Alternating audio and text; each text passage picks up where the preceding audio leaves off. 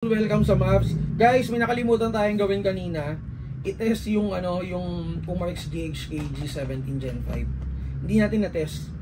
So ngayon, i-test natin siya, isisingit natin siya sa video natin dito sa dalawang VFC na dumating natin. 416A5 and yung AK74M.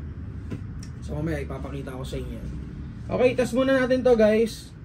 Yung para doon sa mga ito yung mapapanood. Guys, check niyo yung ano nito, spec nito. Ni-review din natin to kanina. Check niyo doon sa mga naunang videos. Okay, test natin to. Para lang makita ng mga clients natin kung ilang FPS out of the box. And hindi ko pala nasabi yung price niya, 10.5 siya.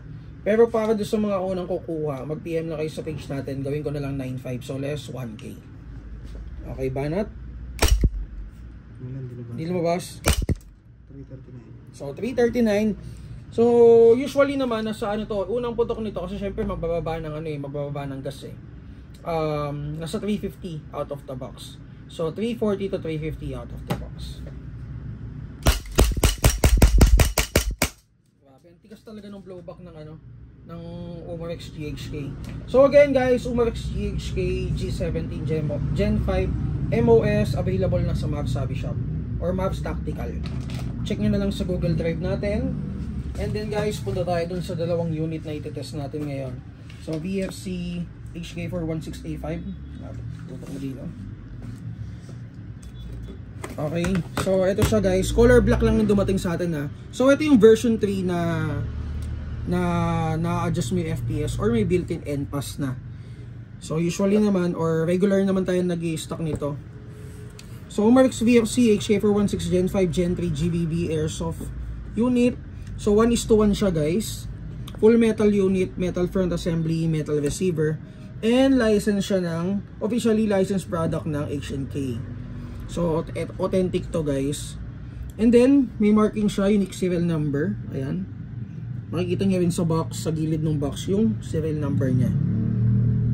And then complete markings, HK markings. Ito yung kabilang side.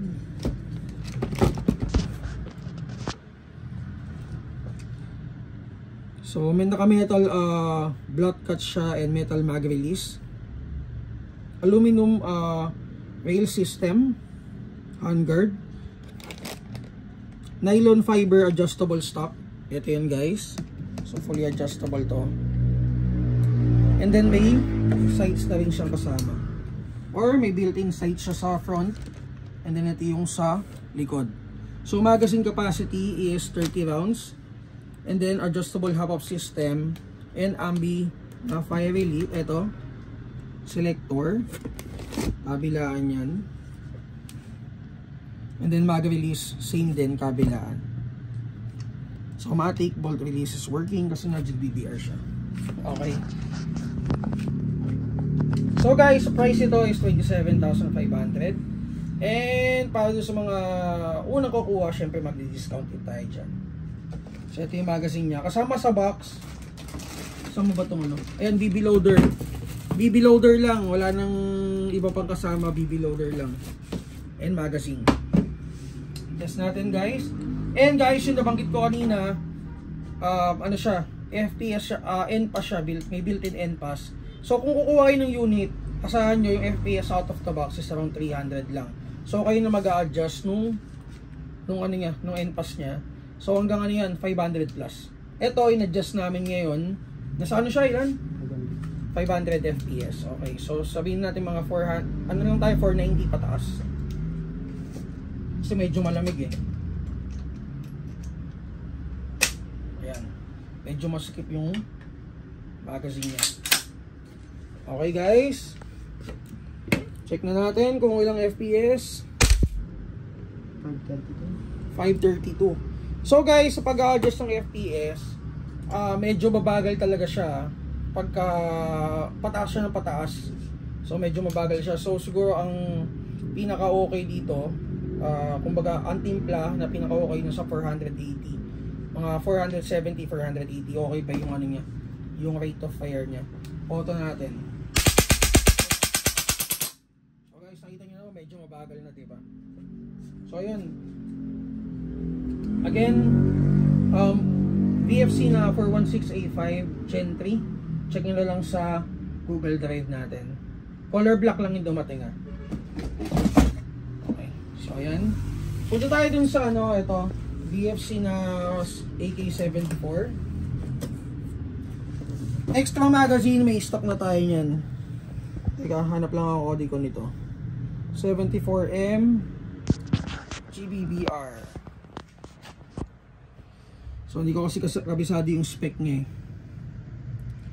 Okay, so hanap lang ako ng kodi ko guys. So full metal to ah. And magazine guys, again may available na tayo. Extra magazine.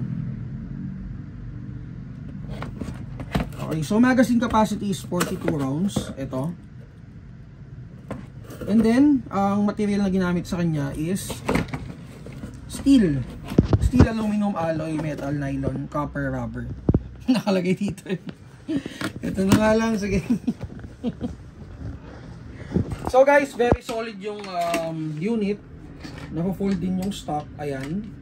So hindi ko masyado kabisado yung spec niya, pero sobrang solid niya. Etong handguard niya is polymer. And then yung metal to metal, yung receiver niya metal. And then yung inner barrel length niya, inner barrel length walang nakalagay. So AK-74M style, full steel parts, realistic na unit. Ano ba ba? Foldable fixed top, adjustable yung hop. And then naka CNC steel integrated bolt carrier, realistic bolt head shape. Wow, talaga. So adjustable din to yung sights niya. Ito yung kabilang side. So basically lahat dito guys is realistic talaga. And sobrang ganda ng unit. Last time sobrang dami naghahanap ito and naubusan agad tayo. So ngayon limited din lang din siya. So onti lang yung dumating sa atin. And para doon sa mga naghahanap ng magazine na hindi rin nakaabot last time, again meron tayong magazine and very limited lang din siya. Okay, so i-test natin. So yung length niya, overall length is nasa around 943 mm. So dulo sa dulo, dulo to dulo. Okay, so yun lang. I-test natin siya.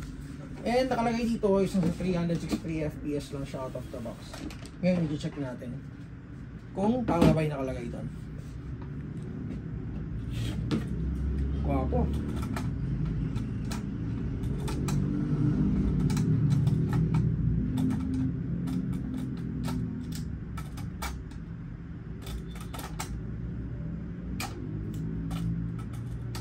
Yun lang. Ayaw pumasok. Teka. So, sorry hindi ako AK guy. Ayaw pumasok nung... Ayan, okay. So, ayun, kala ko hindi na papasok eh. Okay guys, test natin to.